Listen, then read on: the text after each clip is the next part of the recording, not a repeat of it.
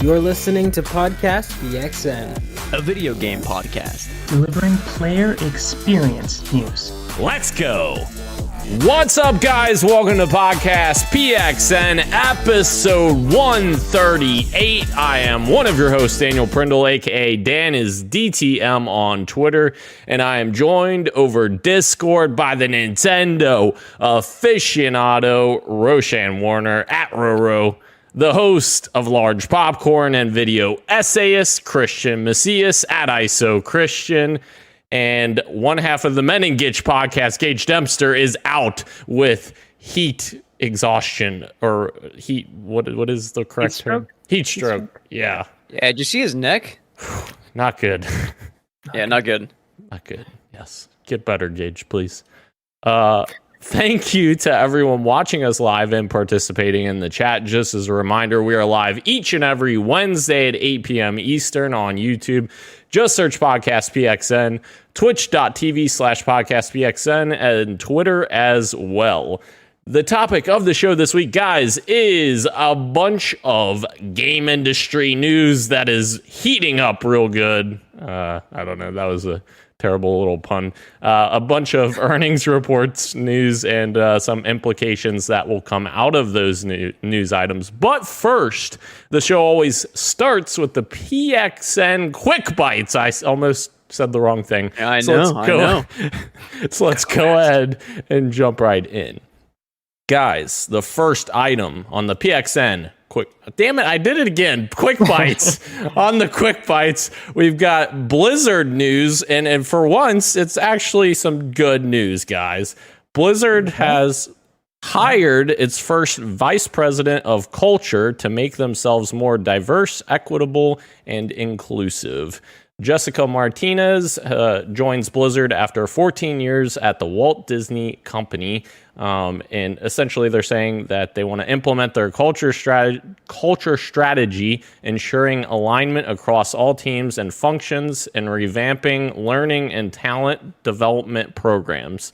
When you create a people-first environment where teams feel safe, valued, and work together toward a shared purpose, everyone thrives, the employees, the players, and the business, Martinez says. So, yeah, this is great news. Obviously, a much-needed development from Activision Blizzard, and as I think we've alluded to in the past, Blizzard's made more attempts at that than Activision has on that side of it, so... but yeah, this is a good step for Blizzard. Yep. More of this, please. Yes. Yeah, I would like more of this, please, so I don't feel guilty, and I can play Overwatch when it comes out. But as it stands, I still want to see some more change. But yeah, awesome steps are being taken over at Blizzard, as you said, Dan. But Activision, please follow suit. Get rid of Bobby. We don't need him. They don't need him. Well, Ro, you want to play Overwatch 2? Just play Overwatch 1. No, I'm just kidding. Sure. I'm kidding. I'm sorry. Moving on.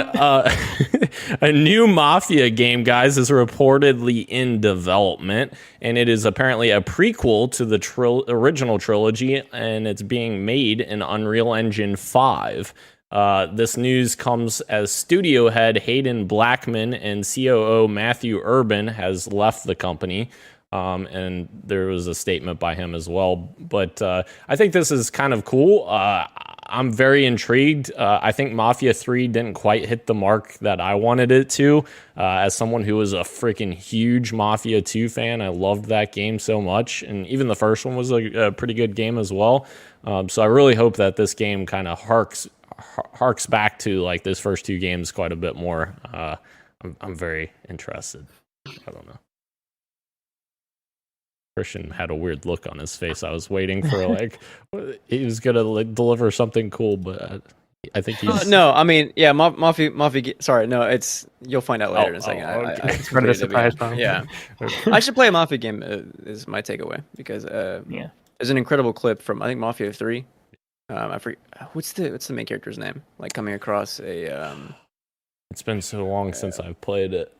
I don't remember. Anyway, I know like Emmett like really loves Emmett Watkins Jr. Lincoln. loves Mafia games and Lincoln, yeah, and like he says they're cool games, and I respect his opinion on games, so I should check out more Mafia games. Cool stuff. And Lincoln was like one of the bright spots for Mafia 3. Like Mafia 3's problems were in its open world. Like it was a very bland open world. I thought that, they just didn't give you much to do. So, moving on, guys. The Summer Game Fest that Jeff Keighley is hosting, of course, it's to coincide or team up with, I guess, his Game Awards that happens in December. This is his summer event, has a date for their live show, and it is going to be Thursday, June 9th at 2 p.m. Eastern or 11 a.m. Pacific. And it's also going to show up in IMAX theaters again, which is pretty cool. So yeah, I think we're gonna stream this on the channel. I don't know who all's gonna be there, but I think I'll be in the theaters. Christian will be in the theater. I'll probably be streaming along with you guys. Yes. I have a take. You ready? Yes. Summer Game Awards is probably one of the best showcases we've seen in the recent years. Last summer, Jeff absolutely delivered. Great pace, great showcase of games. Probably even better than the Game Awards, to be honest. And I'm excited for this year. Christian, definitely. What can be better than the Game Awards? We were there. True. That's true. Yeah, we got to see Alexander Iron Fist, aka Pop Boy, in the flesh. And I love the IMAX theater aspect of being able to have that communal thing that the in-person event would have been able to bring to a lot of people. So that'll be a lot of fun to get like maybe an audience reaction off of really hyped games and just having that community thing. I think that's really cool.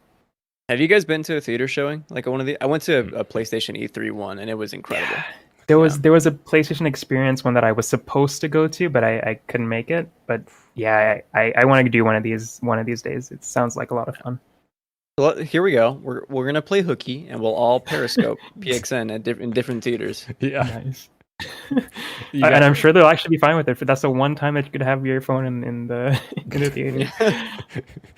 Yeah, like camaraderie. If I could speak camaraderie in those theaters, I'm sure it would be really cool to kind of be together for that. So, yeah.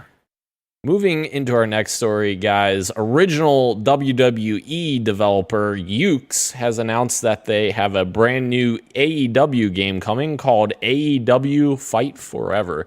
I just included this not because I'm a wrestling game fan or anything like that, but I thought it was interesting because Yuke's was the longtime developer of the WWE games, and then 2K basically took their contract away and said, "Nah, we'll just do this internally now. Like, we don't need you guys anymore." And so then they went to the number one rival for WWE to say, "Hey, we want to make a game for you, and we have quite a bit of experience with this." So I thought it was interesting to now see them fighting against themselves, so to speak. Not the only sports game to be fighting against its former dev, as we'll talk about later. True. Moving on from that story, guys, I thought this was another cool little tidbit here. Fortnite is officially arriving on Xbox Cloud Gaming as of now. And so now essentially this is the first time in a very long time that iPhone and iPad owners can now play Fortnite on their phones and tablets through xCloud, which is interesting. It's an interesting way to get around the whole Apple Store issue that they were having, and they went into legal battle with Apple over Apple and Epic.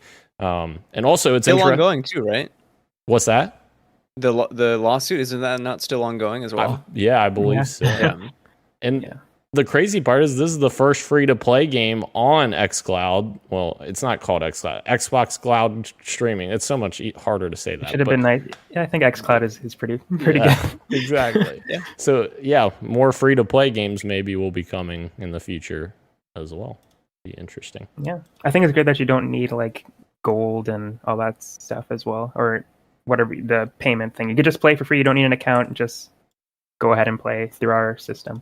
And hopefully it leads to more games like this, more free-to-play games available, and just more games in general available this way. It's really cool. Absolutely. Christian, have you seen the movie District 9? Yes. Okay. Yeah, that was quick. I knew where you were going. All right. Yeah. I love this guy. Okay. So, District 9 director Neil Blomkamp has officially announced that he has a new game coming. It's a cyberpunk battle royale game, which sounds interesting. It's called Off the Grid. It pits 150 players against each other, but it also has PvE story missions that will also take place in the map in real time, with player actions affecting how the story and therefore other people's gameplay unfolds. Crafting and customization will also be a key component, with players encouraged to trade items with one another, which I'm not sure how that works in a battle royale. Like, hey, don't kill me, I just want to trade with you real quick. I'm not sure what that looks like, but yeah, it sounds very interesting to kind of expand on battle royale genre. Ask me my opinion and what you got for me. Okay. Oh. Wait, have you played it? No, of course I haven't played it. Of course I haven't played it. Oh, okay. All right. Fair enough. Moving to our next story, guys. The FTC is officially probing Sony's. I can't speak today, guys. Sony's Bungie acquisition as gaming merger oversight gets more aggressive. Obviously, we've seen in recent I'm continuing my streak here. Recent weeks that the FTC has been further and further investigating the Activision and Microsoft deal. So now it seems that they are, putting their eyes towards this as well. And this is reportedly going to push back the deal into early 2023 until it gets completed for Bungie and Sony, if this does in fact get approved by the FTC. I'm assuming it has to be approved as well, but very interesting to see this, and I'm curious as to what the result's going to be between the Activision thing and this, and especially in this case, like Bungie is still acting independently, right? Like it's basically Sony just wants the profits off of Bungie essentially, and the experience of games as a service. Like, is that what you guys feel as well? That's what I felt. Oh, sorry, bro. No, I was just going to agree. Yeah, like I think they bought Bungie not for the games, not for Destiny, but for like the talent there and to help them make their live service games or whatever else in the future. The technology, as you said as well.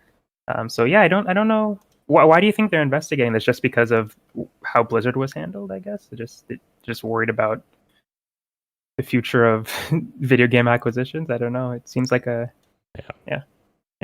I think there's a renewed focus with the FTC focusing on less like tech mergers in general to like basically not make the big get bigger, I guess, is the focus. Gotcha. Yeah. Interesting nonetheless.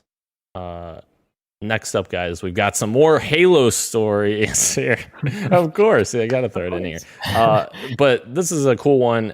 There's an Asian and Pacific Islander Heritage Month free nameplate and emblem that they are giving away for this month, which is super cool.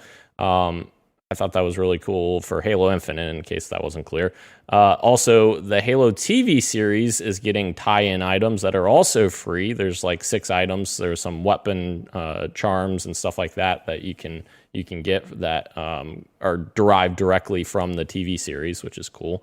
And also, Joseph Staten, who is like head of creative at 343 for Halo Infinite, has teased that some remade fan favorite maps from previous games will be coming to Halo Infinite. He didn't explicitly say that, but he was on Kind of Funny's XCast, and he was talking about how, people like these older maps. Like, we might be doing something, maybe. So, yeah, that'll be really cool to try to get some new maps in Halo Infinite quicker, and I feel like that would be a nice way to do that. Halo Infinite is such a sly little fox of a video game for me, And you may ask, what do you mean by that? I don't even know. But no, okay, I do know. What I mean is, like, the fans who are invested in that game are invested, right? And they're the most vocal about it, both positive and negative. But from the outside looking in, it's very hard to get a read on what like the state of player base is. Because like I'll see some big names tweeting about like how like this game should have still been delayed further, and like it's still a ways away. But then I see like other people tweeting about like how like actually they're sorry, not Bungie. 343 is like making like the proper steps to like getting an actual like content drop more frequent, and like the stuff that they have is good. The new season is great, so it's like it's still so hard to get a read on this game for me. Yeah. Go ahead, bro. Sorry, I was gonna say I know it's been mixed because of since the release, as Christian was saying, and how how Master Chief Collection launch wasn't super great. Still, it's the same people, right? 343 did Master Chief Collection too, right? They didn't develop it, but yes, they oversaw it. They weren't the developer for Master Chief Collection. But, gotcha. Yeah. I was just going to say, like, as someone looking in, and obviously not really in the weeds of Halo and all that kind of stuff, I think they really love Halo and they really care about that franchise. And I was impressed with how much they stuck with Master Chief Collection instead of abandoning it and updating it and just adding some really cool stuff. Like Dan, you were telling me about like the arcade like additions. Like they added some skins, I think, and some maps from like an arcade game that not a lot of people even knew about, but they added it for the fans. And I just thought that was really cool. And I think they're trying to do that here. Of course, I'm someone on the outside, but I think they're just playing catch up right now. But I think it'll be in a really good place eventually. Yep. Agreed. And yeah, at the end of the day, the game probably should have been delayed, but that's not a call that 343 makes, in my opinion. Anyways, I think that's a call that Microsoft would make, and especially after they delayed it a whole year already. It's like at a certain point, Microsoft's like, we got to release this, whether it's ready or not. Here we go. But yeah.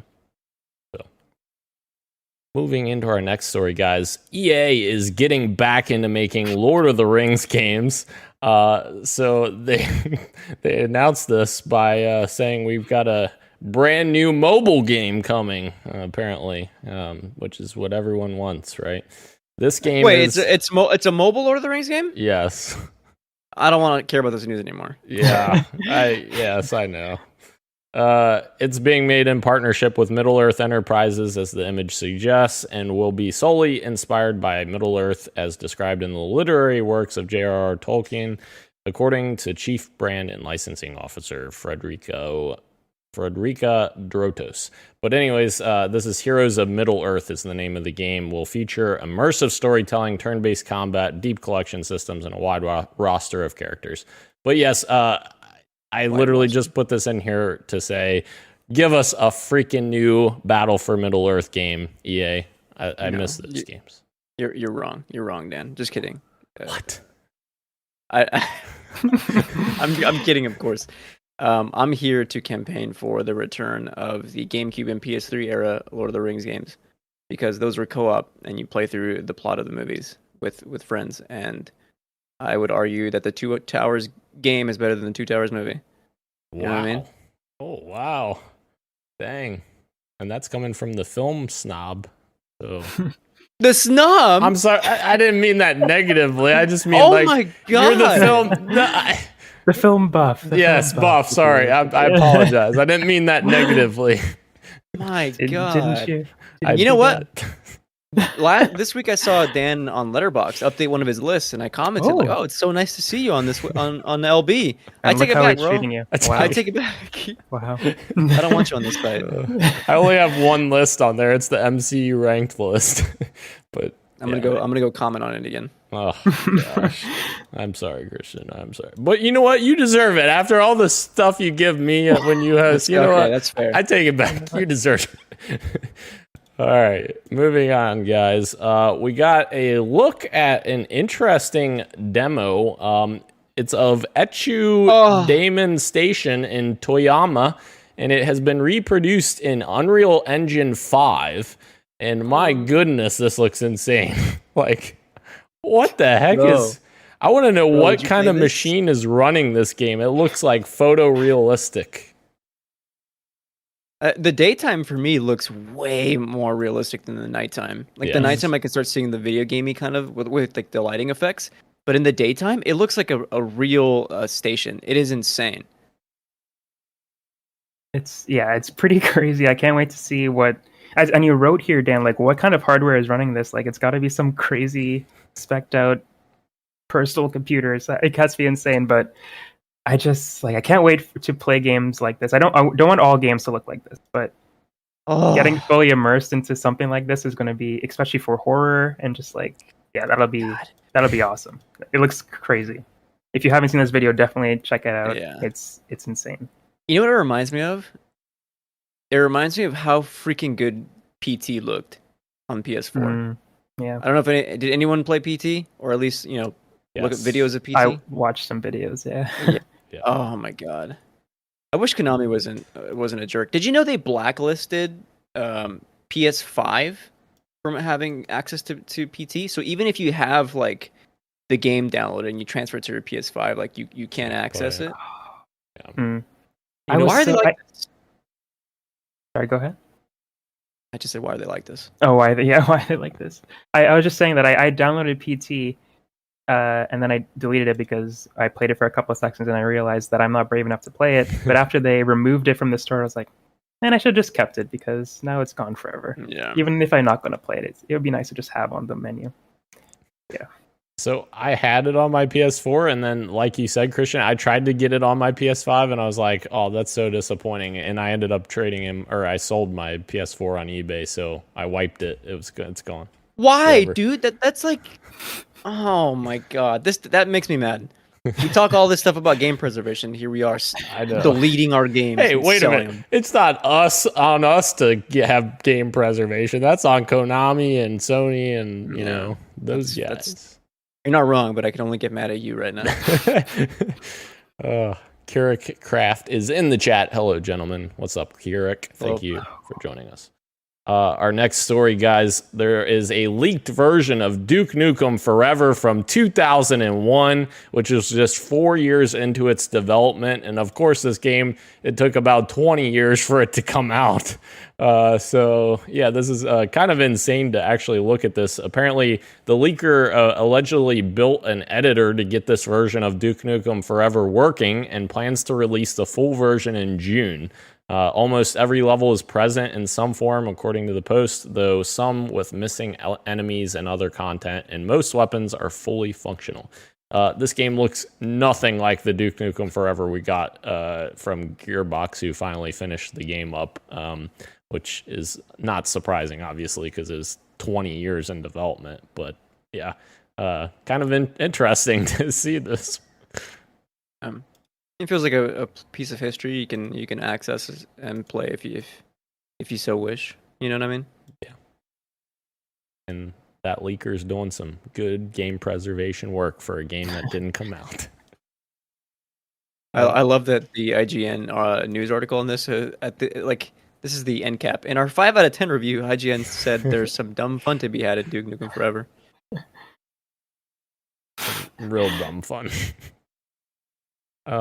This next story is definitely for Ro, because I know he loves Dead Space. New Dead Space remake developer diary that is focusing on the art design is set to stream tomorrow, which is very intriguing.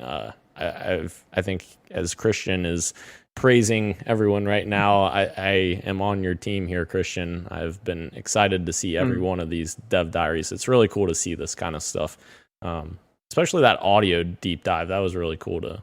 That one was, I think, was my favorite. I think, and the feedback that they got from that they like changed a couple weapons because fans were like, well, that doesn't sound quite like what we remember, like what we like, and they ended up changing it. It was super cool. I didn't know that. Yep. As you said, Dan, it's totally for me. I know you were joking, but the game is too spooky for me. But I can definitely appreciate it, and I love the design for Isaac's like suit. Like the art in Dead Space is awesome. I think it's really cool. I think horror in general has some really awesome monster designs and just like character designs and stuff like that. I'm just too spooked to play it. So this video, I could definitely see myself tuning in to just admire the art for sure. One thing I want to praise real quick too is like normally I like when video games aren't announced too early and they kind of go quiet, but other times I actually really like when they're announced earlier, and then like devs are open about their development process, just because like a lot of times we don't know like what it actually takes to develop these kinds of stuff. So you just mentioned the sound video, like that was very cool to see how they're doing like real-time sound effects, like, and how rooms and objects affects those sounds, and like makes me appreciate video game development on a whole different level. So Definitely. and Yeah. praise. I love when Bungie did it for, or does it for, like their Vidocs for new expansions. They do some really cool deep dives in how they make the game, and they do like sound stuff too. It's like really cool. I remember like one of the guns was made with a breast pump because everybody was working at home, and one of the sound effects was using like a breast pump. I'm like, this is wild stuff. How do video games get made? It's insane. Really cool Foley stuff. I did some cool stuff with Foley audio in one of my college classes, and that was some of the most fun things. Like you just get to make sounds to try to match a scene. It's so cool. It's too hard. It is Like, hard. Yes. how you came up with those stuff is like insane to me. Yeah. I respect those people. Absolutely. Moving into our next one, guys. Gotham Knights has officially canceled its last gen versions of the game. So Xbox One, PS4 versions of the game have been canceled. Plus, we got a new look at the game. I'm curious to hear what your guys' thoughts are. There's a lot of mixed reception that I saw online.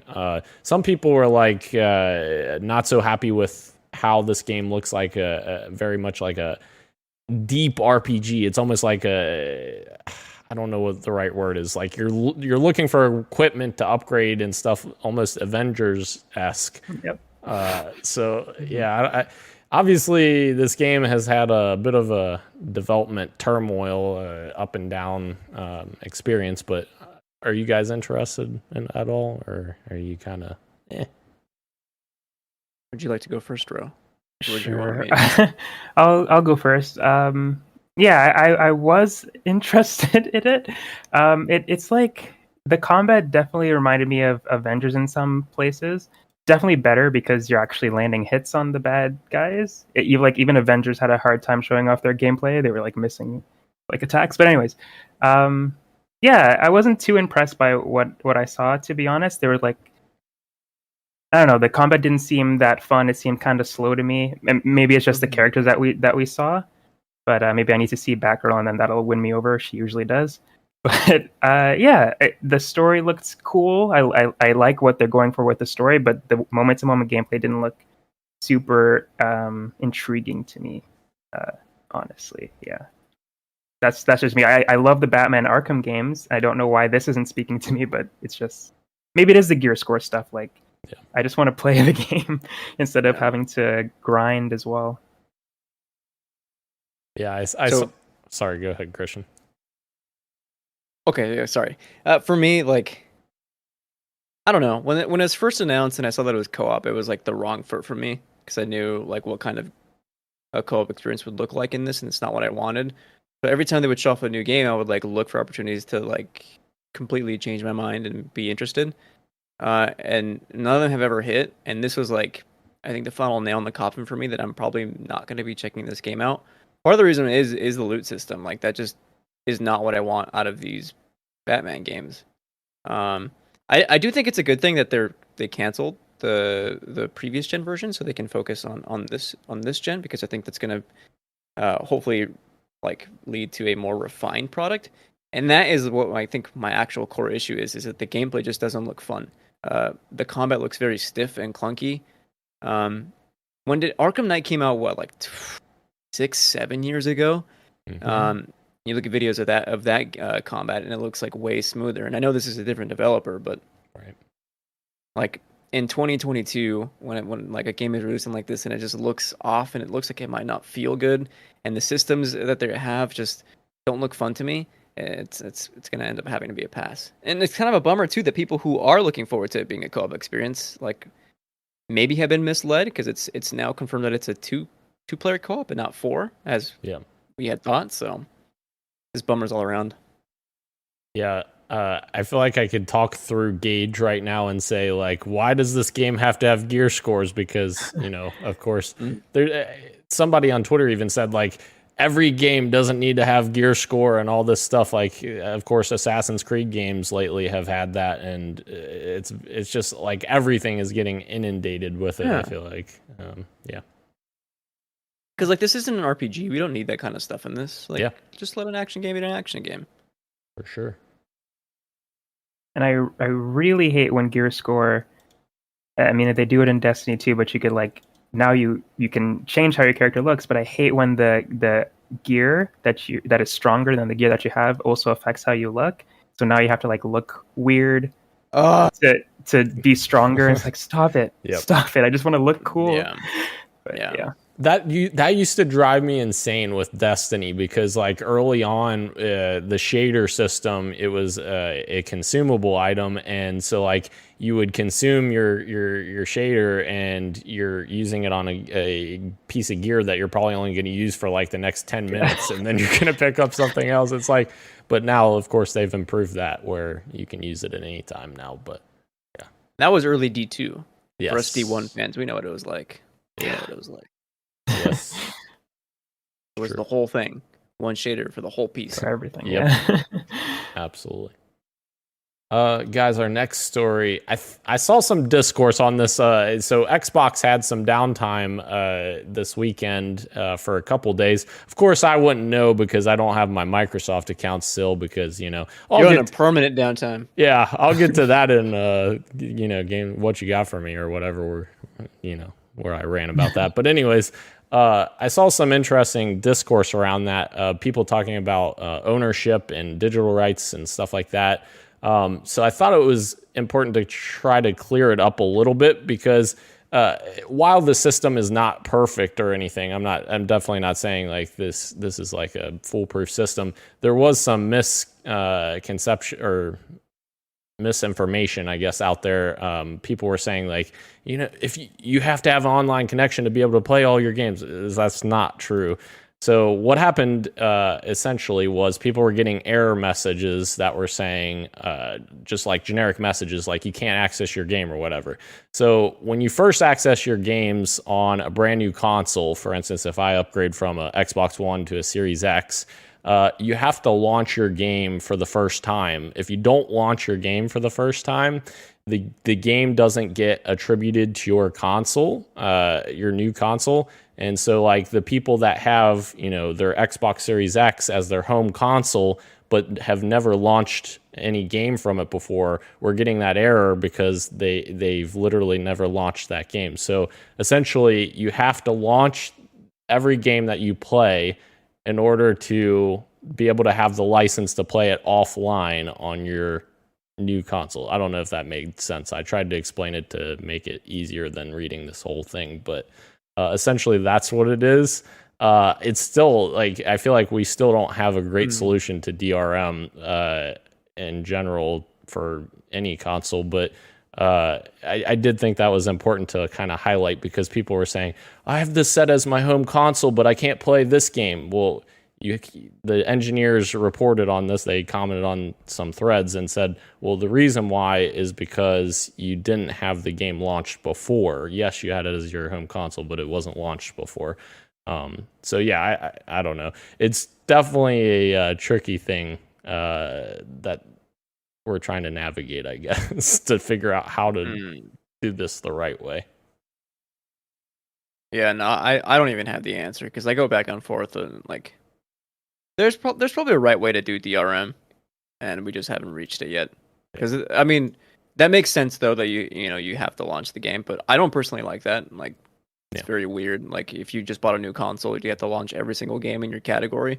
I mean, they gave away so many games at this point that you probably have like hundreds of games. I'm not going to go through and launch every single one of them. Right. But at the same time, like, if that's leading to less kind of piracy, and I'm not getting into piracy because I'm kind of like pro piracy for the most part. But yeah, I don't know.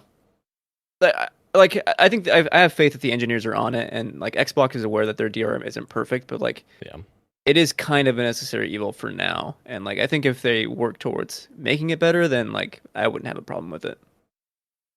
And I think, as one of the Xbox engineers said, he said that essentially we need to improve our error messaging because like it wasn't displaying a message that was reflecting like what was actually happening. So like people were getting confused. So obviously that's a problem if you're not communicating to people appropriately why something's not working.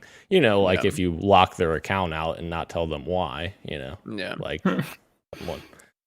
I'll say this, Xbox lads, at least your I don't know, what do you call it? System? No, not system. Software? No. Doesn't sound right. Ecosystem?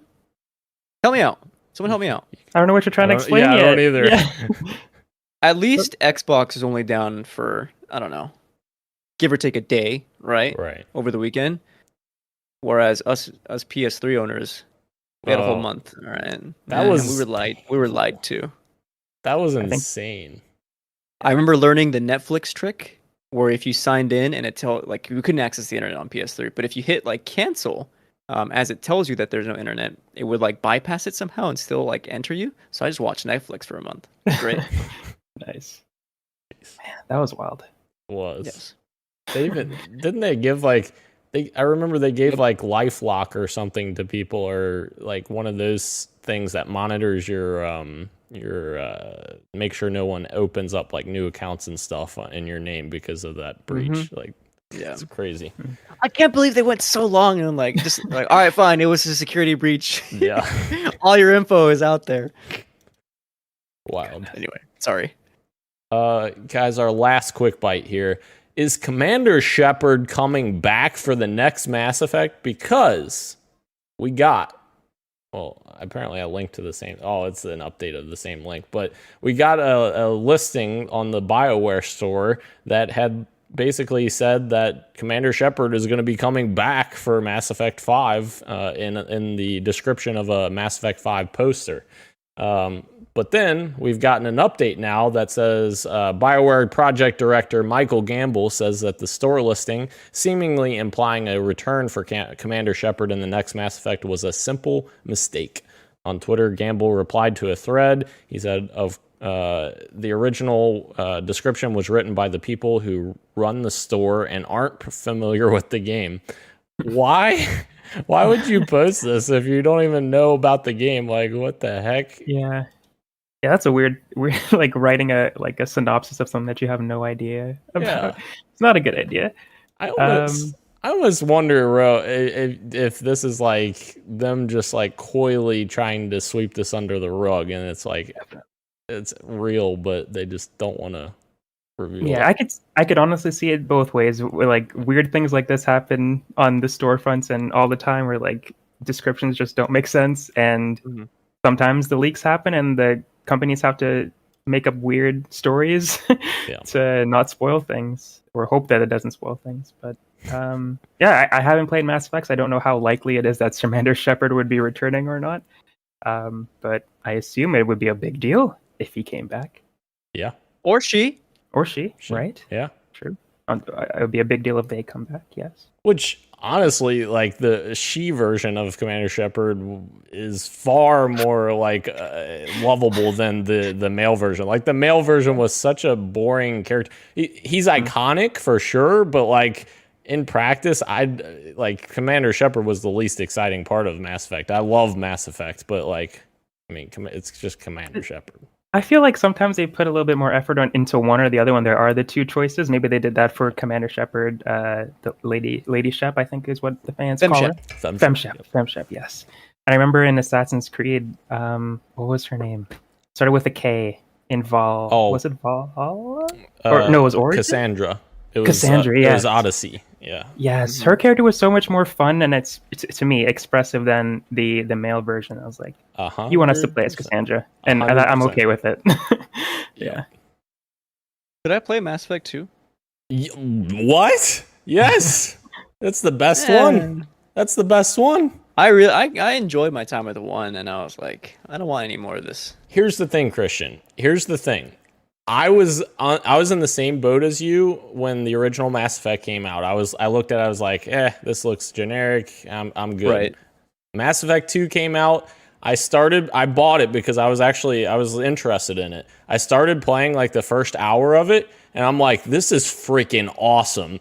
I stopped playing it, went back to play the first game, and completed the first game before I went back to actually play Mass Effect 2.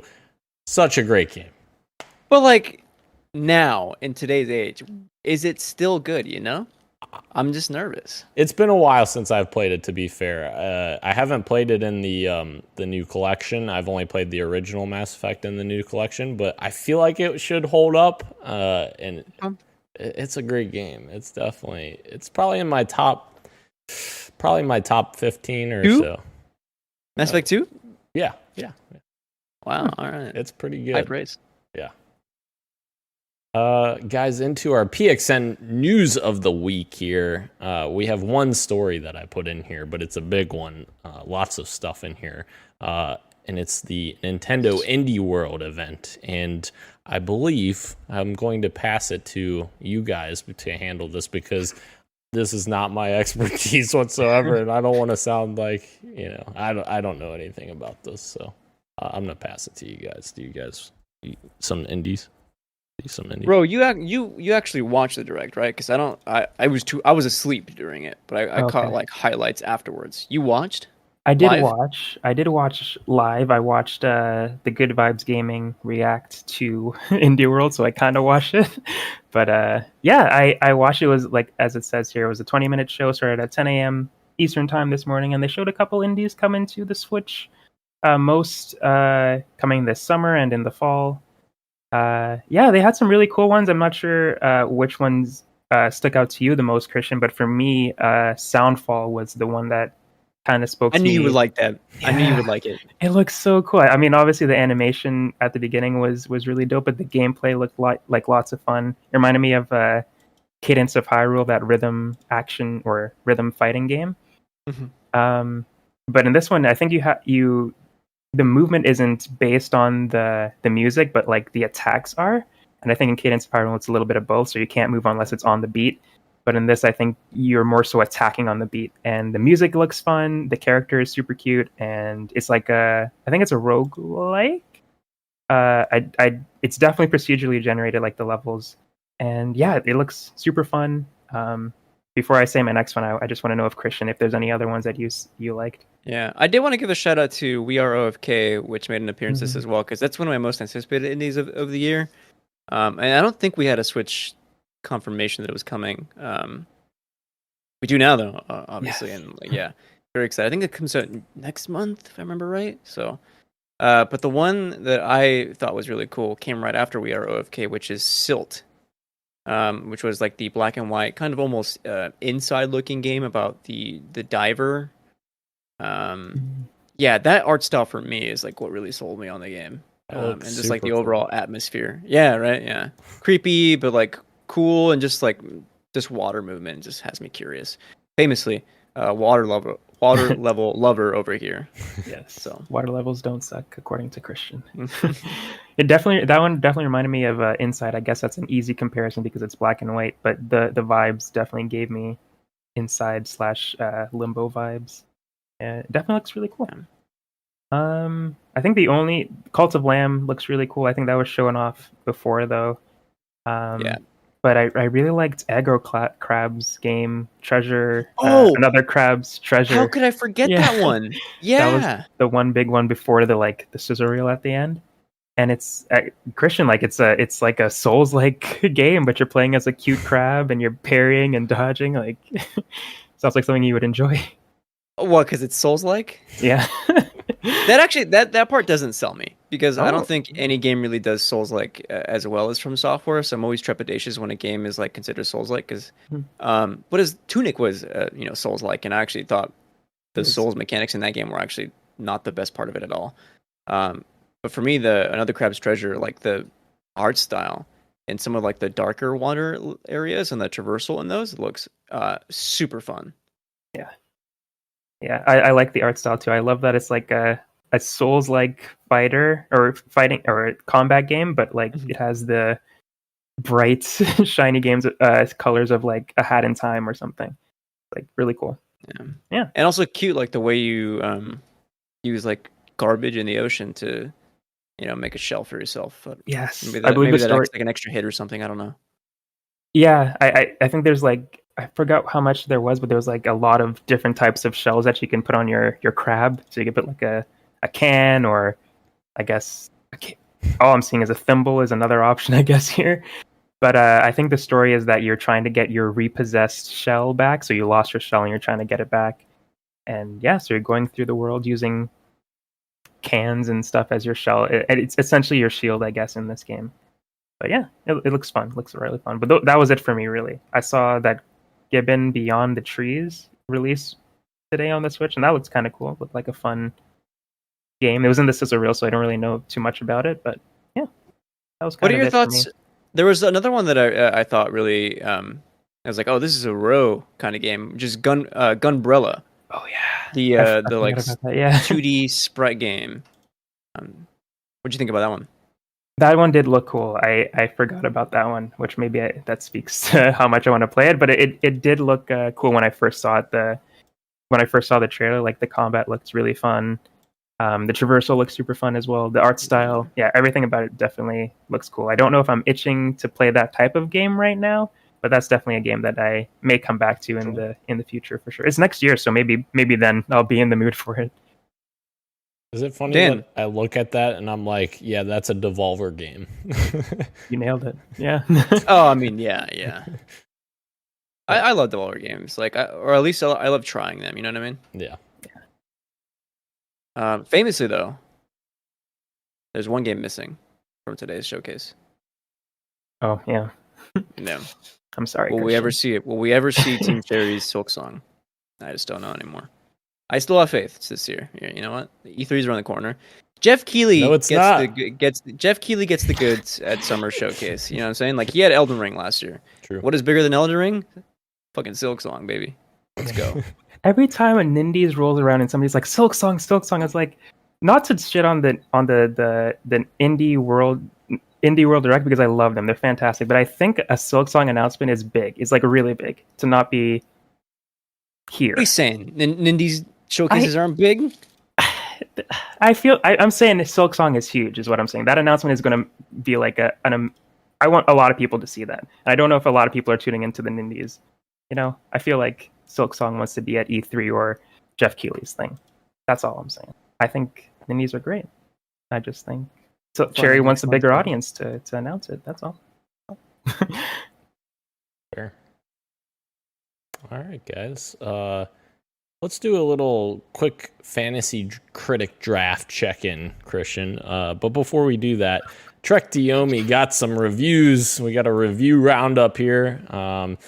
It's not doing as well as I think we thought it would. I was very surprised because like you guys, I was excited for it as well. It looked like a cool art style, like black and white tone, with some cool aesthetics to it. But yeah, it's sitting at a 73 on OpenCritic right now, which means Christian got 3 points for it. Sorry, Christian. 2 games this month and a total of 5 points. We hate to see it, folks. We hate to see it. Wait, Switch Sports only got you 2? Oh, shoot. Yeah. Woo. I might just win this yet. Don't worry. The Cuphead DLC will give me some mighty, I'm hoping for at least 10. I feel like that's going to do very well for you. But yeah. A little disappointing to see that it didn't do as well as we had hoped, but it's in Game Pass. Check it out still. Free. Or I guess not free, but included. Yeah. And I have thoughts on this, and what you got for me? Okay. Because I played it. Nice. Okay. So, guys, we've made it to the PXN's best open world game segment. This week, we decided we're going to split things up a little bit. With Gage being out this week, we're going to split it up a bit. So, today, Ro and Christian are going to announce their individual picks, and they're going to beg and plead with you on why you should choose their picks. And then starting this Friday, May 13th, we're going to start the first poll, which I guess we can do Ro first. And so the 13th through the 14th, Ro will have his picks on there.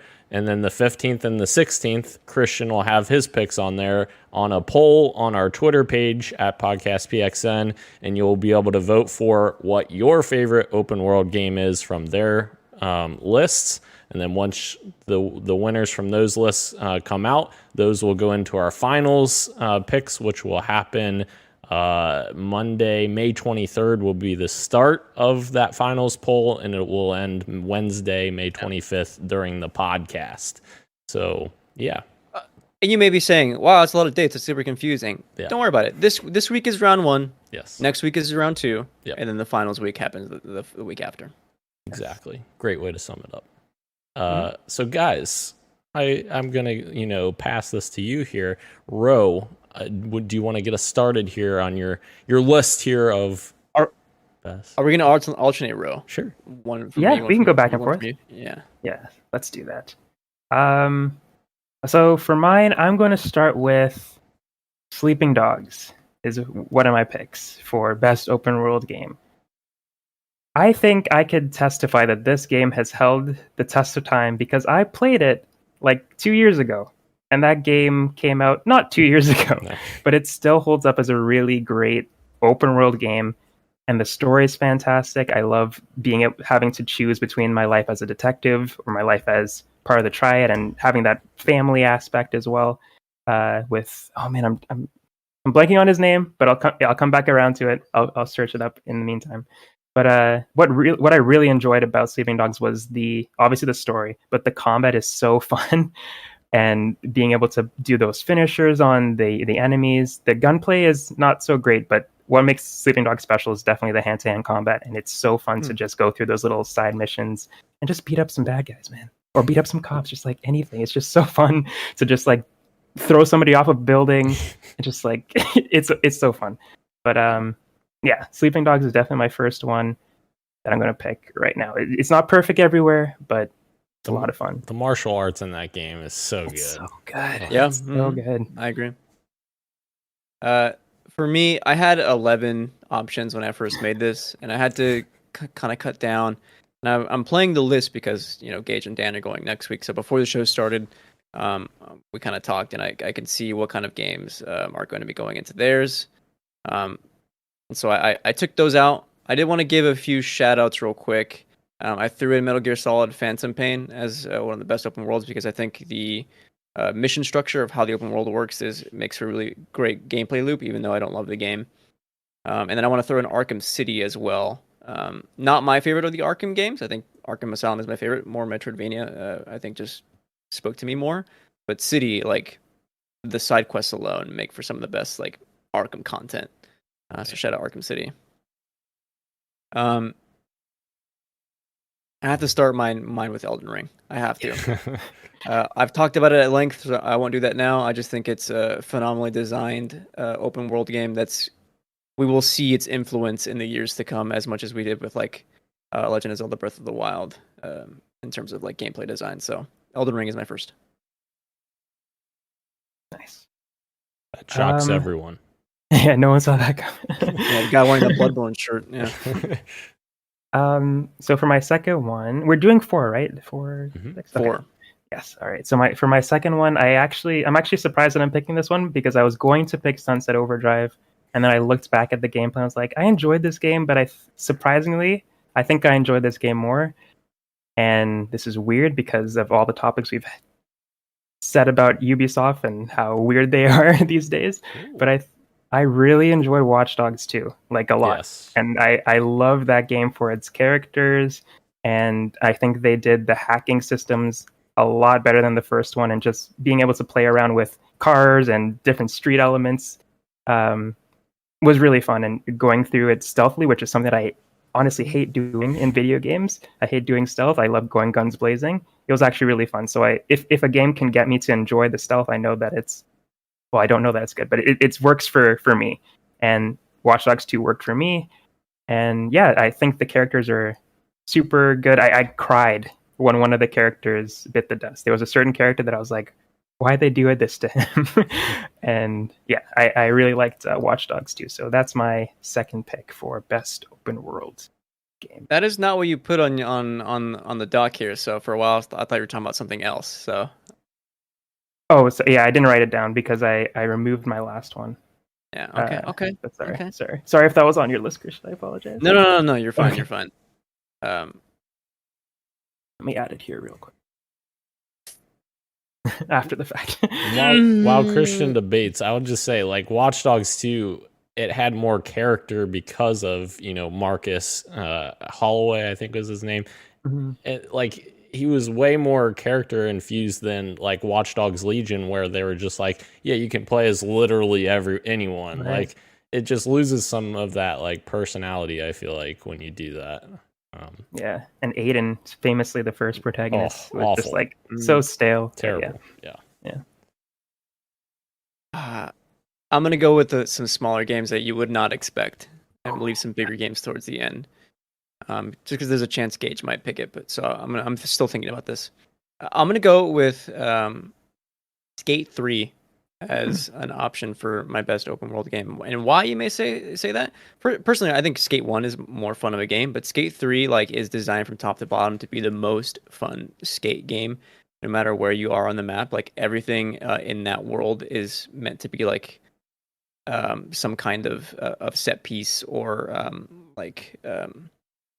just you can do sessions in throughout the entire environment. And if that's not enough for you, you can at any point use like spawn markers or whatever to bring in ramps or tables or rails to create like your own set pieces, which I think makes for like a completely amazing skate game that people are still using to this day. Like, I get Skate 3 TikToks like pretty much nonstop, and there's a run that everyone does called jumping the bridge gap, that there's still techniques to this day to get like the most speed and the biggest gap. So Skate 3 is my second pick. Thank you. My next one gonna be Ghost of Tsushima. I really enjoyed this one too. I know I keep saying that for every single game that I mentioned here, but that's why they're on my list. Ghost of Tsushima, fantastic. I love the story. Being able to choose between honor and the way of the ghost. I don't remember what it was called, but I guess dishonor. And having that, well, I don't want to spoil it, but having to debate which is the quote unquote right choice for Jin, and having to deal with his family struggles and the actual island of Tsushima, trying to protect it. And I just thought that story was really cool and really well done. But the open world was beautiful. Like, I knew I loved this game like from the start, where you like are on your horse and you're going through that field, and then the title hits. It's like gives me chills every time. I love that scene, and the rest of the game is just as beautiful. I think for me, like, the side missions were really fun as well. Like, I thought it like beautifully wove its way into the main story as well. It's not, they're like they're their own stories, but if you're paying attention to what's being said and what's being said in the stories, they also like beautifully meld into the actual main story. For me, I think they did it really well. But the best part of Ghost of Tsushima is the duels. Going around and finding those like little the characters that were waiting for you to battle them. They're so cinematic and so fun. The duels are just like my favorite part of that game.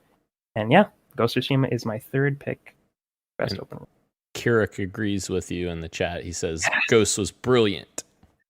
So good. So I love that game. Make sure you vote for it then, Kirik.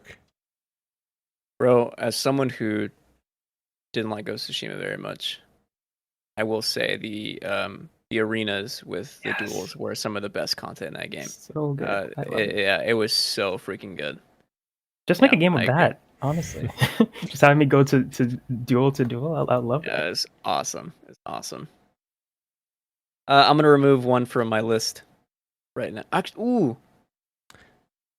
I would say you could still, if it's the one we were talking about, you could still pick it, because I think he was debating between that and the original game. I think. Yeah, I was going to say that. I think he wrote down the first game when he first wrote it down. Yeah. Talking about these? You talking about the one I'm highlighting right now? Yeah. Okay, I'm gonna leave either the first or the second for Gage, just in case. Okay. So instead, my third game will be The Witcher 3, which is the one game that like finally sold me on RPGs. Like, it converted me.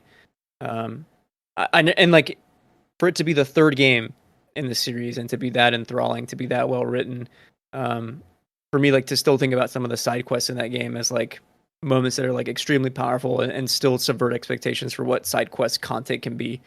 Yeah, and even just main quests, like how like for these characters that I didn't even know and end up like still caring about, that I still do, right? And I'm excited for the fourth installment. Yeah, Witcher 3, just an absolute S tier or RPG, and like what I would say is a great open world game. Definitely. And that's a game that I never really clicked with me, but it would be crazy for me to say that that's not a good game. Like, I know how important The Witcher 3 is and how fantastic the story is and the open world is, all that stuff. It's just not something that clicked with me. I guess the same way that Ghost didn't click with Christian.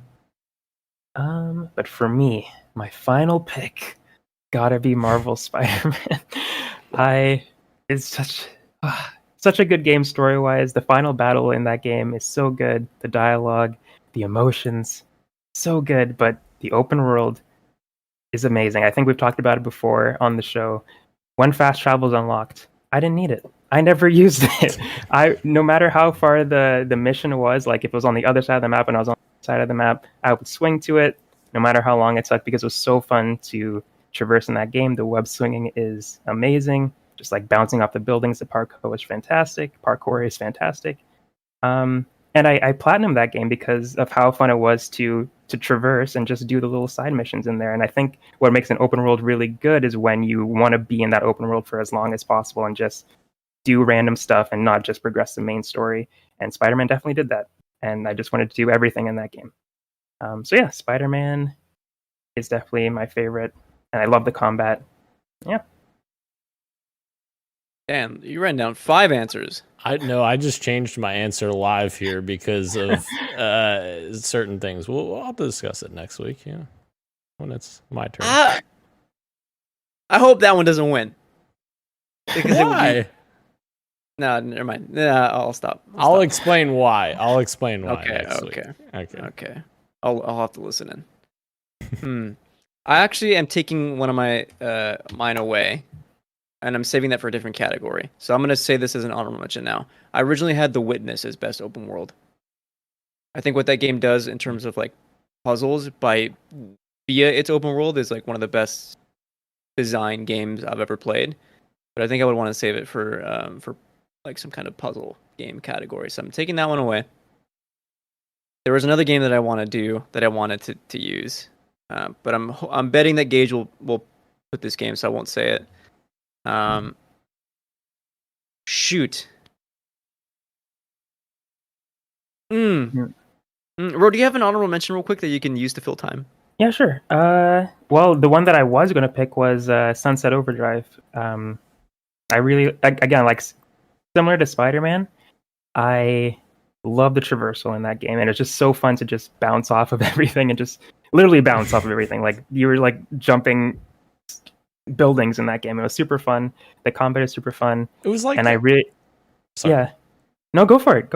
I was just gonna say it was like a skate game too, like with the grinding and stuff. It was so cool, like how they little combos that you would do. Yeah, trying to there was really cool combos, like trying to make how long I think if I'm remembering this correctly, like you would grind and then you would jump off of it and then just keep going and just trying to have a really long streak while you're traversing the world.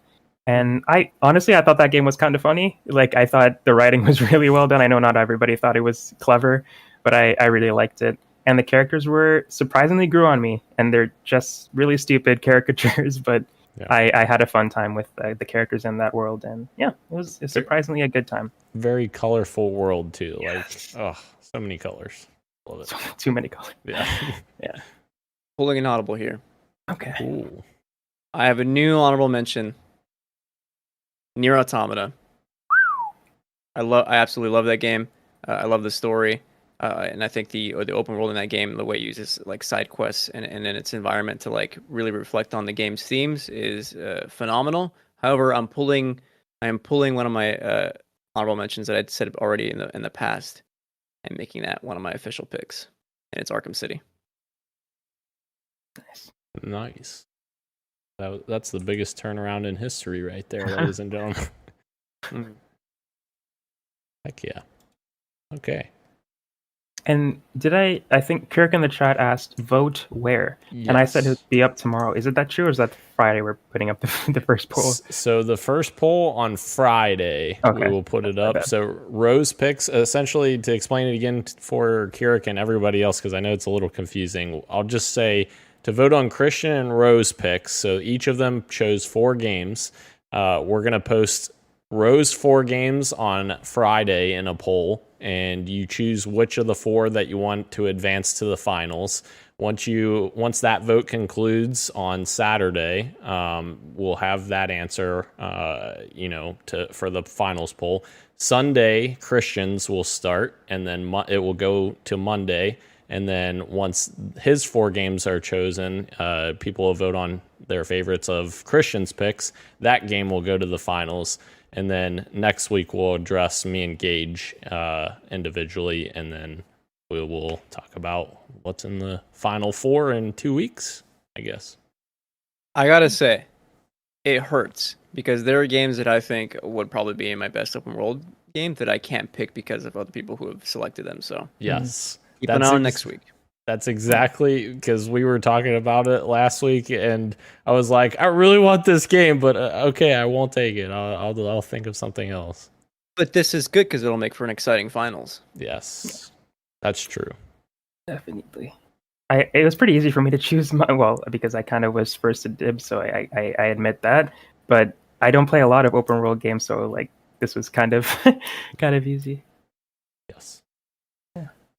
All right, And guys. not much to choose from. Yes.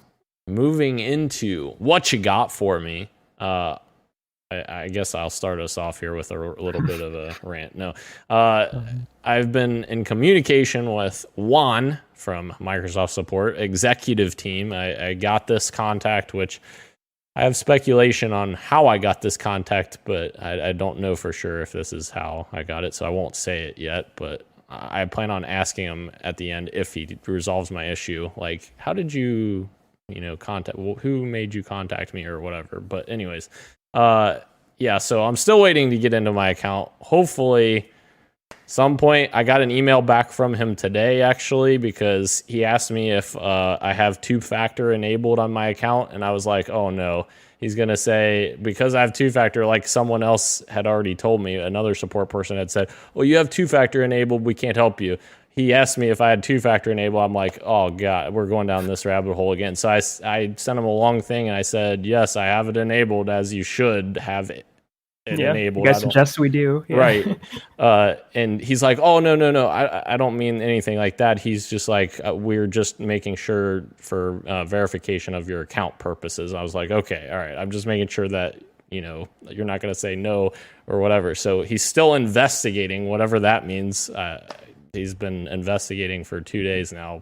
I don't know. Hopefully there's a resolution coming soon. I'm not sure right now, but fingers are crossed everywhere. And also, I just finished last night my first pass on my Summer Games hype video for Friday. I'm planning on launching it at 1 p.m. Eastern on my personal channel. So if you want to find that, you can find me.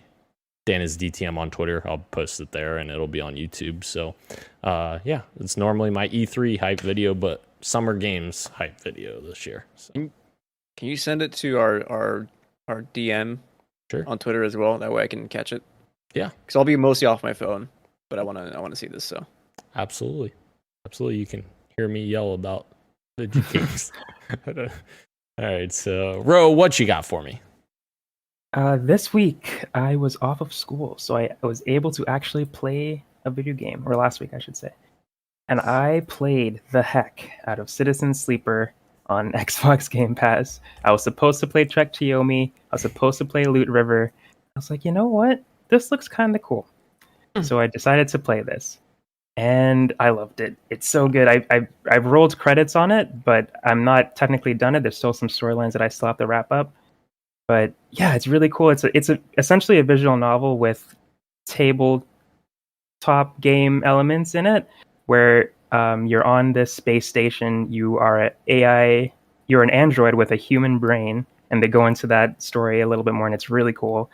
But you're using dice to perform actions, and depending on the type of dice that you use, determines whether the outcome of the action that you're performing is positive, neutral, or negative. So you could be working a shift at a bar, and if you roll a 2, you have a 50% chance of a neutral outcome, or 50% being a negative outcome, and that just basically means you may lose energy, or you may get a nice tip if it's a neutral outcome.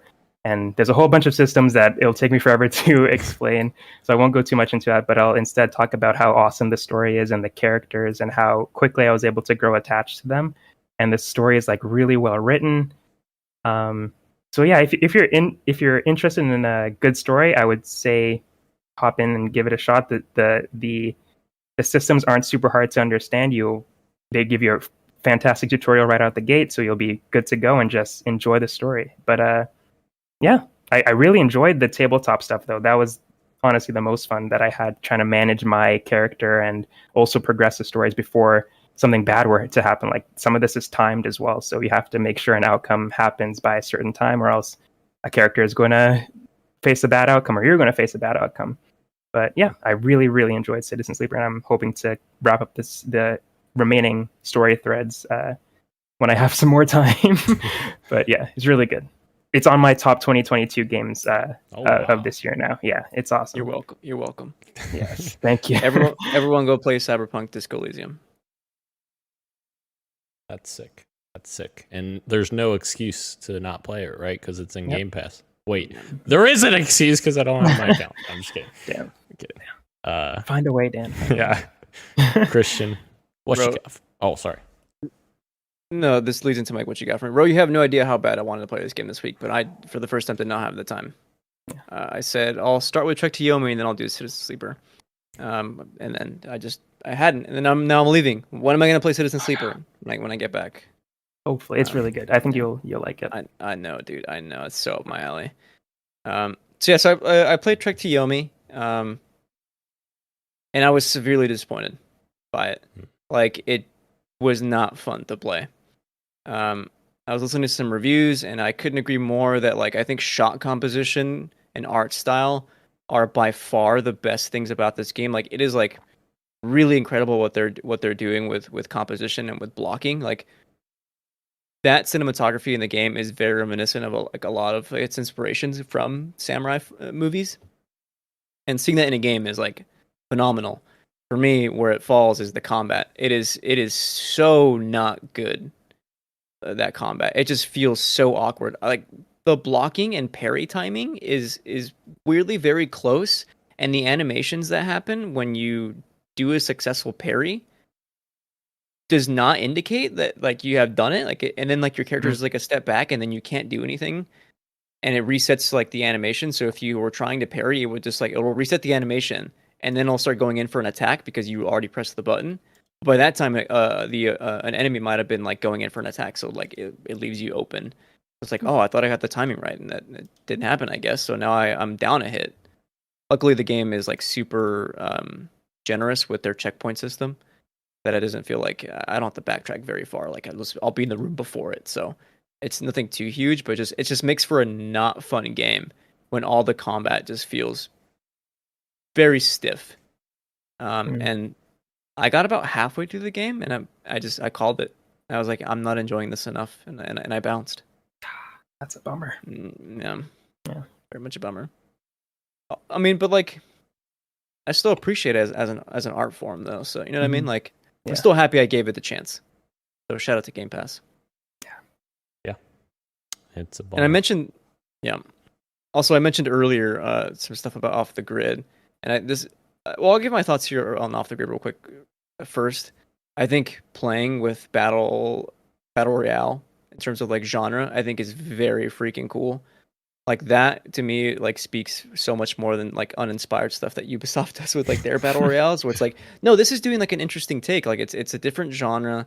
It's dystopian, and it's doing something with its mechanics that makes actual gameplay different than other battle royales. That makes it stand out. And I think that on that front is really cool. But this leads into what is my actual what you got for me, which is I have submitted my first article pitch to a major video game website, because I was hit with the idea that we need more games that are climate forward art. And cyberpunk and dystopias are too much in the zeitgeist, which are making us kind of doomers about climate change altogether. One of the first games that did that on a big scale was Horizon Forbidden West. And so I pitched an article about it. So inshallah, I get to write it. Look, that would be sick. awesome. Yeah. Mm-hmm. There's another game that you could reference is Alba's Wildlife Adventure. Fun game. What game and is it's this? all Alba's Wildlife Adventure, and it's all about saving an island by cleaning it up and saving the animals. It's definitely aimed towards kids, but I played all of it and it was Ooh. awesome. But yeah. This is like in the periphery of what I'm talking about. Like my specific subgenre is solar punk. Oh, okay. Hmm. So not eco-critical kind of, but this is cool. I didn't know about this game. I'm So excited. I I'm may excited use for it this as a article. reference. Yeah. And if the article doesn't happen, if that gets, I'm gonna pitch it to probably like 2 more sites. If that doesn't happen, then congratulations, you two know about my next video essay. Very nice. Yeah, that'd be really cool. And of course, climate change is a big issue that needs more exposure that doesn't seem to get the exposure. But We are so doomed. Oh my yeah. god. Whoa, solar punk art seeks to eradicate that altogether. And wants you to be hopeful about the future. I saw this really cool commercial. I think it was a water bottle commercial, and it was solar punk aesthetic, and it looks awesome. I'll try and find it. Whoa. Oh god, What the happened? heck? My thumb. What happened? I had a callus, like an injury from the gym earlier. Like part of my skin got caught, and it ruptured recently, like during the show. So I'm Ouch. bleeding. Gosh. Get some first aid for the man. I got a tissue. All right, guys. Moving into the topic of the show, we've got a bunch of sales data and earnings reports, but we are going to give our impressions on the backs of the news stories that came off of these items. Sony has officially confirmed PlayStation 5 has shipped 19.3 million units to date, with 1.3 million in the previous quarter. PS4's numbers are currently at 117.2 million, which is it's insane for PS4. It is interesting, though. Sony has apparently missed its PS5 sales targets, and amid their stock struggles, PS5 shipments were down to 1.3 million this quarter from the previous 3.3 million shipped in the same period last year. And of course, it's not due to people not being interested. It's due to supply chain issues. And I guess my question, because, well, first let me go into this last story for Sony, and then I'll ask you a question. But Sony is also investing $300 million more into its first-party games on multiple platforms, which, I mean, reading between the lines, it seems to indicate more PC ports of their PlayStation exclusives, which makes a lot of sense.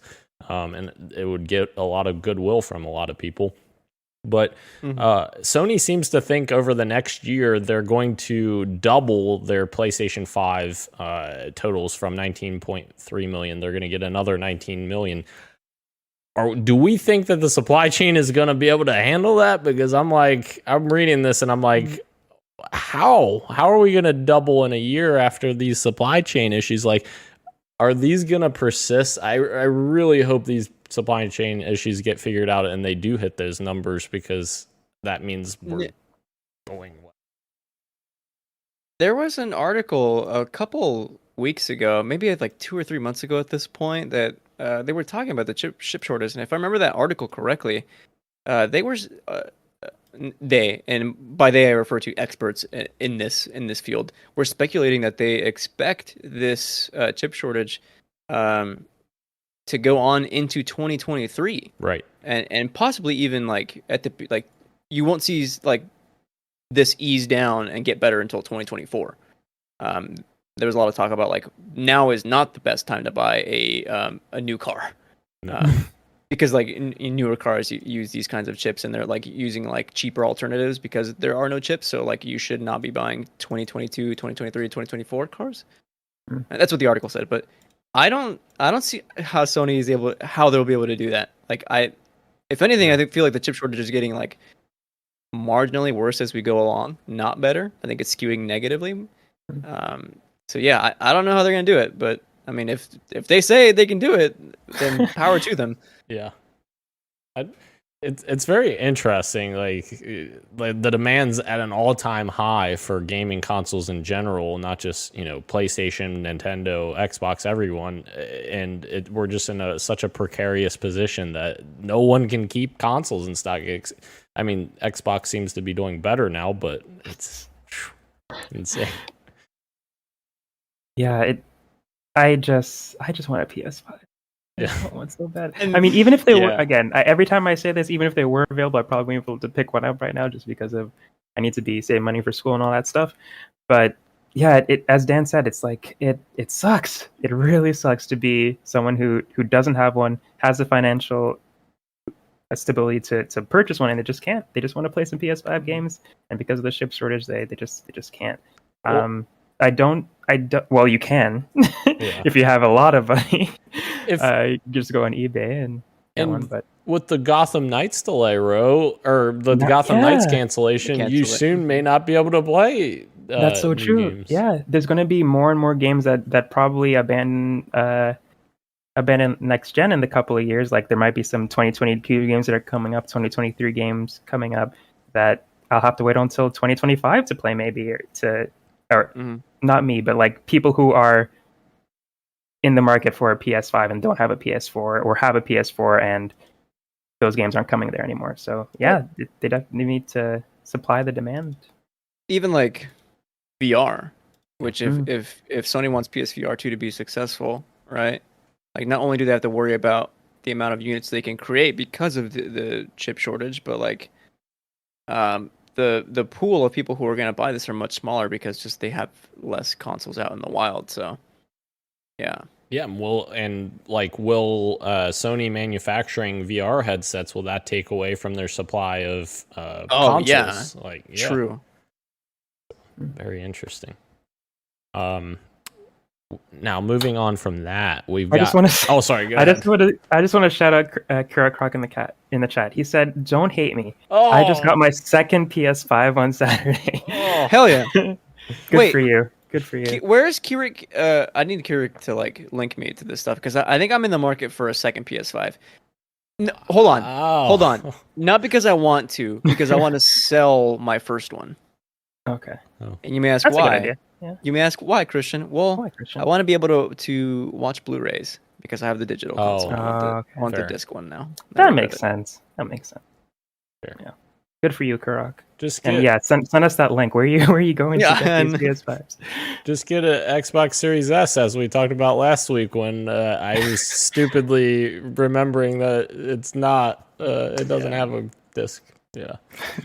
Anywho, moving into some Nintendo stuff, guys. Nintendo Switch has officially shipped 107.65 million Switch consoles in total since its launch in March of 2017. 5 years, 107 million. That is insane. I mean, Mhm. on the backs of the Wii U that did awful. Yeah, and this is interesting because there's an article that I think came out today where the president of Nintendo Japan, Shintaro Furukawa, has said the company's eventual transition away from Nintendo Switch to its next hardware platform is, quote, a major concern for the company. And as you just said with the Wii U stuff, like that can happen again. Like Yeah. they worked really hard to get this 107 million, and Switch is like a hit. And I'm sure they're not rushing to make a next console, but eventually that time will come. We're already 5 years into it, and 6 years is usually the area where they switch.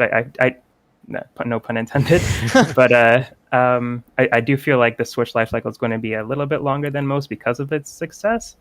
But yeah, it'll be interesting to see if they're able to retain this audience, and that's what the article goes on to say, that's what they're trying to work on, to keep these people for the next cycle of consoles coming up. But it'll be interesting to see if they're able to keep the success going, because the Wii was awesome and then the Wii U came out. Dude. Hopefully it doesn't happen again to them.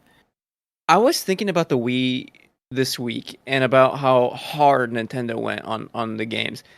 like I think it's easy for us to forget. Like Nintendo put out so many games on the Wii, even for like their existing stuff. Like they were like toying around with different like like Mario like I think all the sports games were available on Wii. Maybe not tennis. But like when I think about the Switch, maybe now it's better. Like it is insane how successful the Switch is when you think about like the games that are on it. Like aside from Breath of the Wild, maybe and Mario Odyssey, like the other games are just it's successful games are ports of older games like Mario Kart and no, I take that back. Smash Ultimate is a new game, isn't it, as well? Yeah. So my argument is falling apart as I speak, but still, like some of the Mario Kart is like the most successful Mario Kart, and it's like it's a port of an older game, right? And like it doesn't feel like there are newer first party games coming to Switch as often as like I felt like they were with older consoles, but like the games they are shipping are phenomenal games, and Kirby and the Forgotten Land is like the most recent of those. Like great reception from its release. And to piggyback off of that, Christian, Kirby sold 2.1 million units in its first 2 weeks, which is an astronomical number. And to kind of go on the backs of what you were saying there, like as far as franchises go, their Switch sales this year for their games, Pokemon Brilliant Diamond and Shining Pearl, 14.65 million copies. That's pretty good. Pokemon Legends Arceus, which of course is the new open world format of Pokemon, 12.65 million. Mario Party Superstars, 6.88 million. Skyward Sword HD, 3.91 million. Which that seems low to me, but I guess Skyward Sword isn't necessarily as high on people's minds. Mario Kart 8 Deluxe still fucking just killing it. So pardon my language. 9.94 million. Animal Crossing at 6 million in the last year, so 38 million total for Animal Crossing. That's insane. Woo! Insane. And Pokemon Gen 9 is this year too, so that's going to do crazy numbers as well. Even more people are going to have, even more Switches are going to be out there by then as well. But even like you were talking about Kirby, like it's a popular franchise, but it doesn't sell Mario numbers, obviously. But like franchises like Kirby and Metroid are like having like a really great resurgence with the Switch and getting new fans like myself. I never played a Metroid game, and now I consider myself at least a small Metroid fan. Again, I still haven't played all the other games, but I'm definitely interested in the next one now, and that's because I was able to play Metroid Dread on the Switch, and 235 million games sold on the Switch in 2021 for Nintendo. The most ever for them. That's insane. Yes, I could definitely see why they're worried about the next one, because this is like you said, this is the best they've ever done. So, and they do have some good games coming this year. They posted a little graphic, or Jeff Keighley posted a little graphic from their little earnings call or whatever, with games coming. And you got June 10th, Mario Strikers, Fire Emblem Warriors, June 24th, Monster Hunter, Sunbreak. Yes, that's one of my games. June 30th. Xenoblade Chronicles 3, July 29th. Splatoon 3, September 9th. Pokemon Scarlet and Pokemon Violet, late 2022. And yes, Bayonetta 3 is still coming 2022. So Christian can enjoy some of that Bayonetta action. Yeah. If you're going to enjoy why do you single me out? I'm sorry. I'm sorry, Ro. You have a legit take, but I have to go first. Why do you single me out? Because you're gonna take it after dark and take it into the wee hours of the night. I still need to finish Bayonetta 2. Start it. That's true. Ro is a big fan as well. I still have to finish 1. I do enjoy it though. I do really like it, but I'm still playing through the first one. But I need to finish that before we get there. What I was going to say is, like, Christian, if you're going to enjoy Bayonetta, let Daisy join Strikers again. Why is she hanging out with you anyway, huh? Yeah, you like that picture? She's busy. I did like it, but I'm also a little mad. All right. Capcom news, guys. Capcom has reported another year of record high profits driven by its digital content business. 32.6 million sold video games during this fiscal year. Resident Evil Village has reached 6.1 million in sales. Monster Hunter... Wait, is that Monster Hunter? I don't even know what that is. MHS 2. Yeah, Monster Hunter Stories 2. Okay. sold 1.5 million units. So Capcom's still doing some good work, which they are still on the upturn of their, comeback. They've been doing amazing work lately in the last few years. So major props to them. And Resident Evil 6.1 million, that's pretty good for a horror genre. It's kind of a niche genre nowadays. So that's cool to see. Hopefully we get some more Resident Evil. You guys want to see niche genre, but like still a big franchise name though. You know what I mean? Yes, absolutely. It's still sad to me that Resident Evil 6 is the highest selling game in the franchise though, because that game's awful. It's terrible. It's not good. Christian, this next one will excite you though. Bandai Namco announced Elden Ring has exceeded 13.4 million units as of March 31st. That is quite the accomplishment. I think their previous game, somebody said that they sold 2 million over 10 days, which this is a huge jump over that. Like, that's insane. Yeah, when did this game come out? Was it late February? So in a little over a month, it sold 13 million, which is insane for not just a Souls game, but a Souls open world game, which had like they had never made a game like this. For it to be this like rated as one of the best games like ever made, according to like Metacritic, or it was OpenCritic, one of those two. Like it's in the top 10. Insane. No longer are these niche games. Like I think now. From Software is like a household video game name that like even if you hadn't played them, you know what these games are about. And more importantly, I think this is great to see people like giving it a try, even if you find out it's not for you.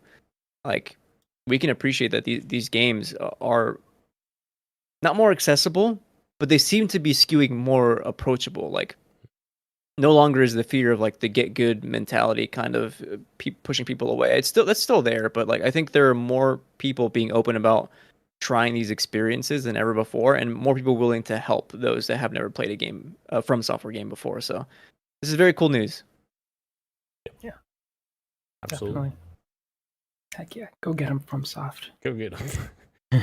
Make some more games Christian can play.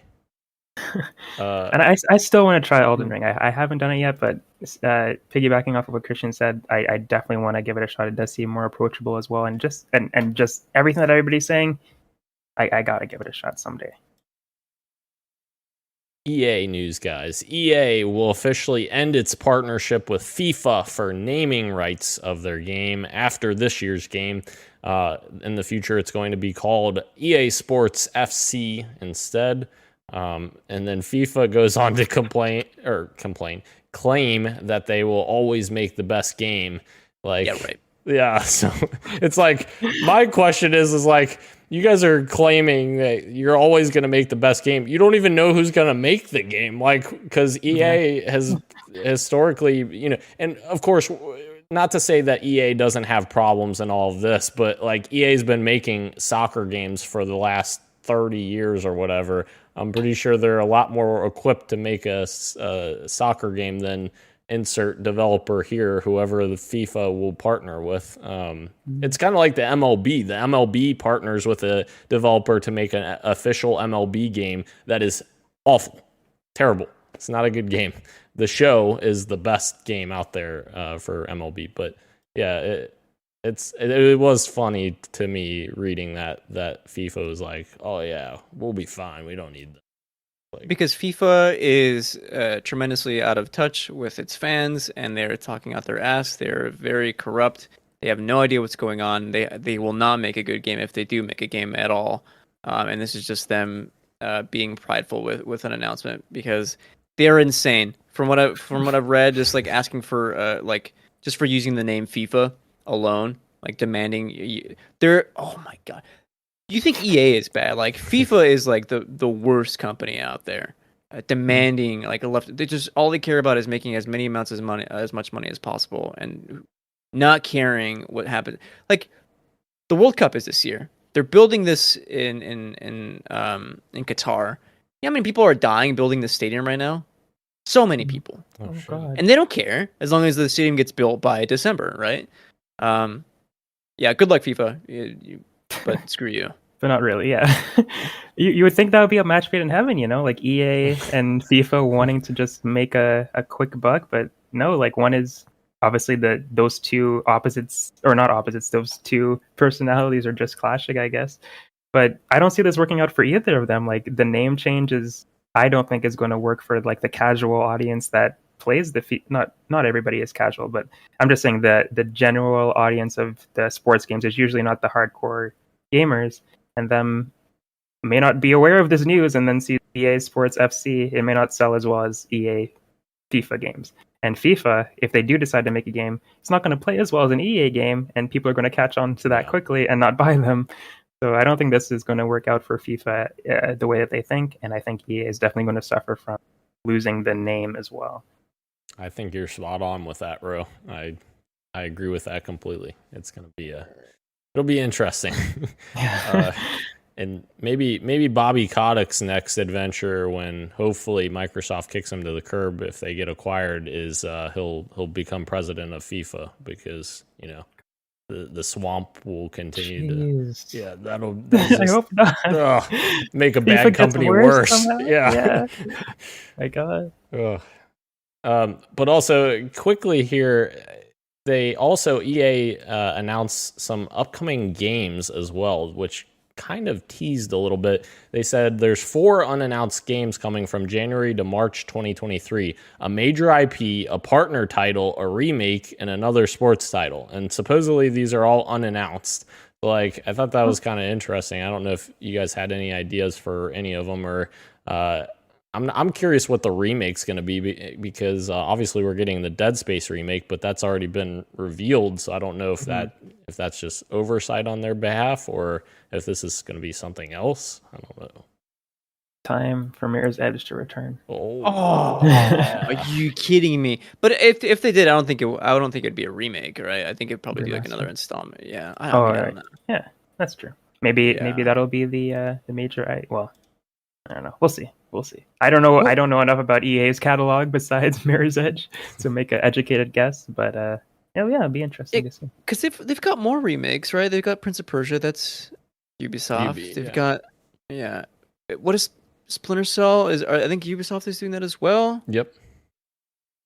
But I just don't know if they're considering those, right? Or even if Splinter Cell will be a remake or not, right? So, damn. I know we talk crap about Ubisoft a lot, understandably so. And yet, like, when I look at this tweet and I see that they're working on stuff, like, I don't know. I kind of get excited for the potential of, like, they can still make good games, I believe. For UB, you're talking about? I mean, EA, you're talking about. UB or EA? Oh my God, I clicked on the wrong article. You're good. I'm looking ahead, dude. I'm sorry. No, you're fine. You're fine. It'll be interesting to see what happens. And some people are speculating that the sports game that EA is referring to is the college football sports game that they announced a few years ago, but they said it's coming back. So maybe we'll see a college football game return next year. Yeah. But no wonder you guys were like, oh, yeah. You mean? I was confused for a second, but no. Well, speaking of UB, Christian, moving to our last story here, Ubisoft plans to ship the following games by March 31st, 2023. Avatar: Frontiers of Pandora, Mario + Rabbids: Sparks of Hope, and Skull and Bones. Please cancel it. I think it'll be interesting to see what Avatar turns into, because we really haven't seen anything from it. And it's being made by Massive, who made The Division and The Division 2, etc. So I'm intrigued to see what that is, but like obviously this can't be all the games they're planning to release by March 31st, right? Like surely they have other stuff coming, like Assassin's Creed. The Battle Royale. Yeah, they got XDefiant up their sleeve. Yeah. Probably the Division's Homeland thing as well. True. You would hope. True. Out of these, I'm definitely excited for Mario Rabbids. Yeah. But the other two, I know I've heard bad things about Skull and Bones and Avatar. We just, as you said, we haven't seen that much yet. Yeah. Yeah. Maybe UB can make a good game sometime.